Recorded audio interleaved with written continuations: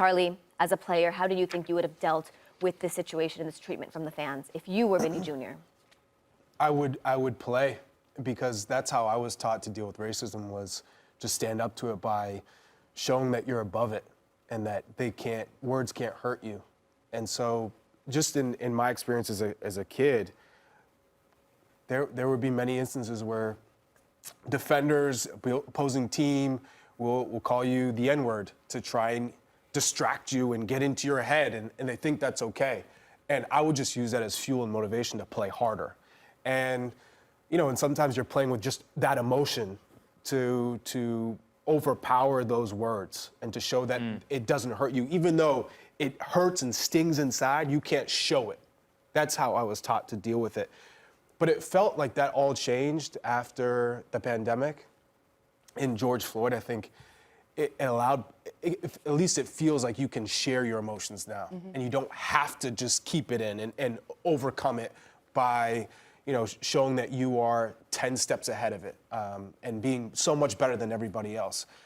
So watching Vinícius Jr. now, I think it takes a village to deal with this. This is a global issue. Racism is a global issue. It's not just Spain, although Spain, we're starting to see it more often. It takes the teammates, it takes the coach to just say, we're done, we're not playing. Until there's real action, not words, not hashtags, not tweets, not a poster put into the stands and fans holding it up, not a kneeling for anthems, until players refuse to play, until players refuse to allow a teammate to come into a dressing room, things aren't going to change. Until fans are banned from stadiums for extended a period of time, things are not going to change. You have to make a real impact financially for things to change. And until that happens, until players say, we're not playing, until things are taken care of, I don't think we're ever going to see anything different than what we've seen from La Liga, from MLS, from everywhere around the world where racism has happened. And I'm just sick and tired of talking about it. This is what it comes down to. It's like, how many times are we going to have to see something like this happen for a player to get accused of not coming to a meeting? Yeah. What? Ridiculous. No, what you're alluding to is the La Liga president, Javier Tebas, responding. This is awful. This is horrendous. And the way that La Liga has decided to then victim blame Vinícius Jr. for him receiving racist remarks week in, week out. This is a massive problem, and La Liga and Spain doesn't want to have this conversation moving forward and point fingers at themselves. Why is Vinícius Jr. everywhere he goes being subject to this? There's one thing, Vinícius, the way he plays. It's provocative. It's flashy. Sometimes he gets in it with the crowd. Yes, sometimes he gets in it with the players, but there is a line that you cannot cross. And La Liga and the fans, they constantly cross it. Why? Why do they feel like the response to Vinícius' world-class play, to the way that fans might feel they're being provoked by Vinícius? Why do they feel the only way that they can stop him is with racism, or the best way of stopping him is racist remarks? And it happens all the time. If Tebas, sorry, just let me just finish here. If Tebas, the president of the league, is victim blaming the victim, the person who has become the poster boy for this treatment, the star, a world star. Like, what is going on? It's baffling to me. And Ancelotti even said, this. This is an instant where it's not one fan. This is a whole section, and I get it. Valencia, you're trying to survive. You're trying to stay in La Liga, but as a culture, fan culture of Valencia, as supporters, you're going to endorse calling Vinícius Jr. a monkey? The whole... And it started from before they even got off the bus, or as they were getting off the bus to go into the stadium. And let me tell you something. If you can be provoked to yell racist chants, guess what that makes you? A racist. If I could be provoked to the end of the earth, I'm not going to be saying racist things at the person provoking me. It's just not going to happen because I'm not racist. But if you have that in you, then that's who you are. And I think the biggest issue is what you brought up and what's been mentioned here before. You do not, your response as the leader of this organization is not to chastise the person who has been subjugated or subjected to this multiple times this season. It's been the theme of the season. The reason Vinicius said what he said on Twitter is because this has not been handled. The reason these fans continue to do this is because they are not getting punished in a way that scares them to not do this again. And this is showing a greater problem. I'm not going to sit here and say Spain is full of racists, but we're seeing more and more racist abuse happening in Spain. And it's a problem that if you don't stop it, shows you're okay with it. Where's the 15-point penalty for this?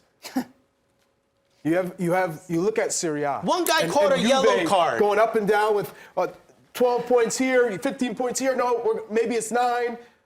Well, how about 15 points if there's ever a racist incident like this and with a fan base? Do you think the fans are going to, no matter what, no matter how they feel, maybe no matter if it's not going to change them being racist, they're not going to come out and say that.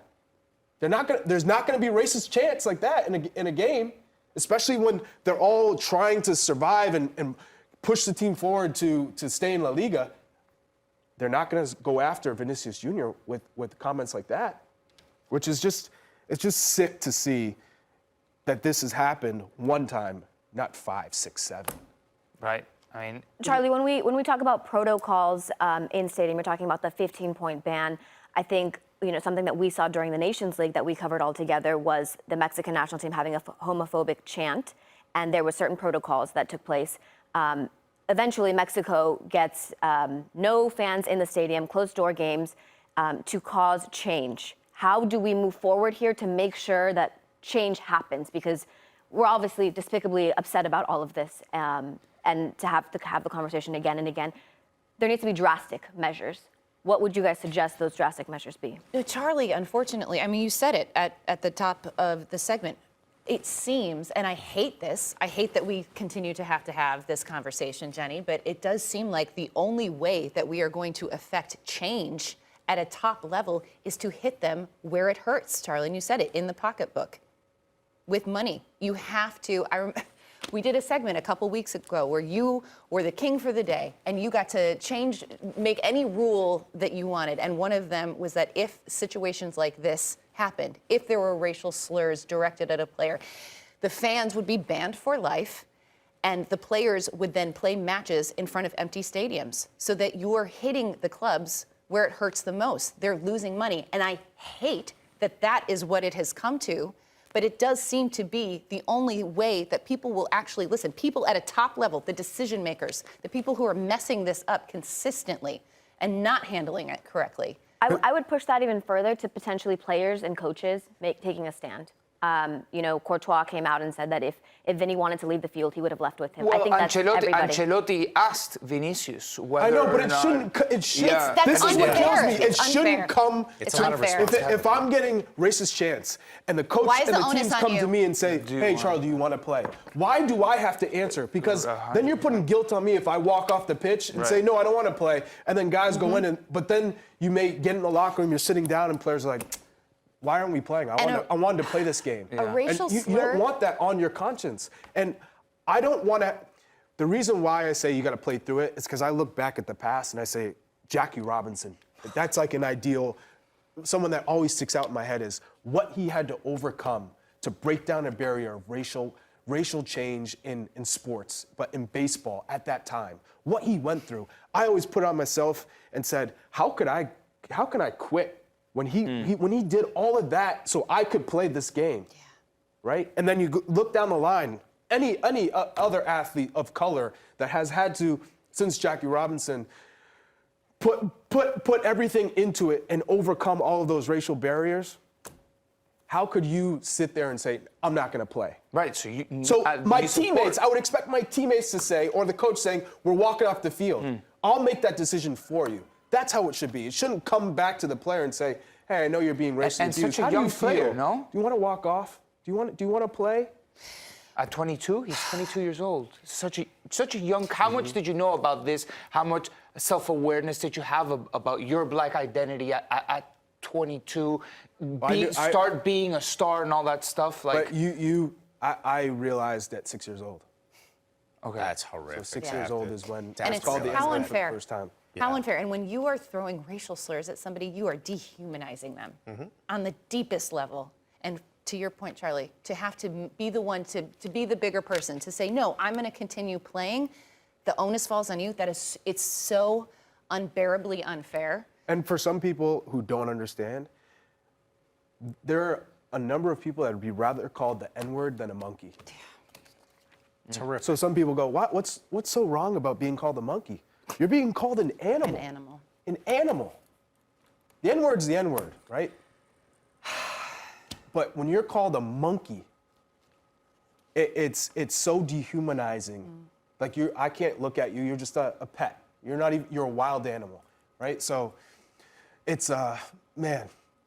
I just think of what players have to go through every day, normal life, and you come to the pitch. You're getting away from it all. You're playing the sport you love, and all of a sudden, here are these fans to try and to think that this is okay to get you out of playing and enjoying the game. I want you to suffer internally.